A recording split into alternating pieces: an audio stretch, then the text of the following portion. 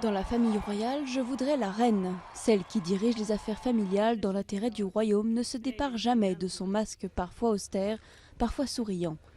Qui est-elle vraiment? Ces sujets l'ignorent. Pilier inamovible depuis 60 ans, elle incarne la monarchie, elle est la monarchie. Son principal soutien, c'est le prince Philippe, son mari, qui la suit partout, 2 pas en arrière, comme le veut le protocole. Il sert aussi de balancier, ses plaisanteries plus ou moins de bon goût détendent l'atmosphère, comme autrefois celle des troubadours. Viennent ensuite le prince et la princesse de contes de fées, William, le petit-fils parfait, orphelin de sa mère à 15 ans, pilote d'hélicoptère, il épouse une jolie roturière, comme dans les contes, et alimente ainsi le rêve populaire. Kate, princesse parfaite aux longs cheveux et à la taille de guêpe, apporte la note de glamour qui manquait depuis la mort de Diana. Mais sans excès ni paillettes, il ne lui manque plus qu'un ou 2 bébés et elle aura rempli sa mission. La famille royale est une entreprise avec toute la gamme de métiers existants.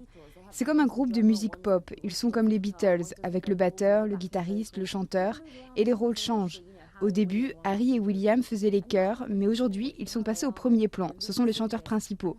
En particulier Harry, qui joue le rigolo, le clown de la classe. Harry est le jeune premier de la famille, l'atout sexy, le charmeur, le fils prodigue à qui on pardonne tout. De boire parfois un peu trop, d'avoir des petites copines et même de se déguiser en nazi.